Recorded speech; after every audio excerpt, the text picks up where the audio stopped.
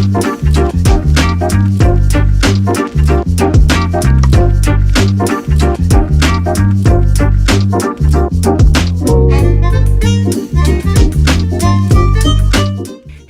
everyone, welcome back to my channel. So today we are making Texas chili and cheese dogs, and I'm going to show you how to make the best homemade chili for these dogs. I cannot wait to show you this recipe, y'all, so let's get started. So here is my ingredient lineup for the chili. I have ground beef, vegetables, peppers, and herbs. I will have the full list of ingredients linked down below in the description box if you decide you want to try this recipe. So the first thing I'm going to do is saute my onions and my bell pepper in a little bit of salt and pepper. And we're just going to sweat this down until the vegetables are translucent.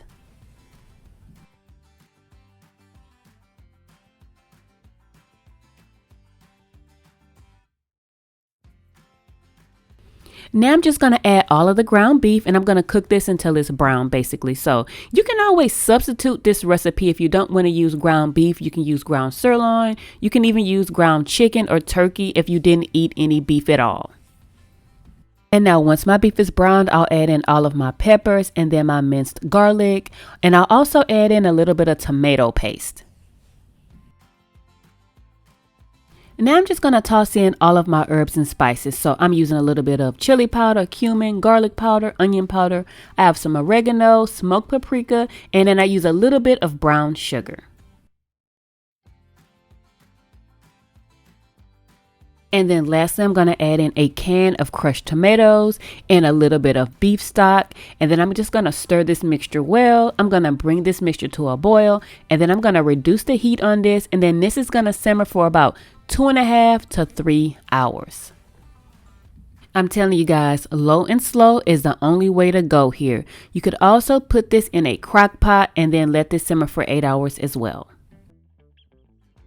And then at the 2.5 to 3 hour mark, you should have a nice, thick, delicious chili. And if you like a chunkier style chili, you can actually stop right here and then just slather it on your hot dogs.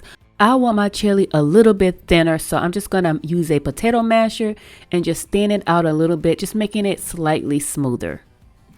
Once my chili is done, I'll get started on cooking up my hot dogs. I'm using some premium smoked garlic sausages. Use whatever floats your boat. So if you want hot sausages, if you want to cook them inside or outside, it really doesn't matter. I do know that grilling them does give it a nice flavor, but today I've opted to cook them on the inside. It is time to dress up these chili dogs. So I am using brioche buns. Again, use whatever floats your boat. And then once I have all of my sausages loaded up on the buns, I'm going to go ahead and add in my condiments. So I'm going to start by adding in mustard. Yes, yellow mustard. We do not add mayo to a Texas style chili dog or to any chili dog for that matter that I'm aware of. Y'all might be different though.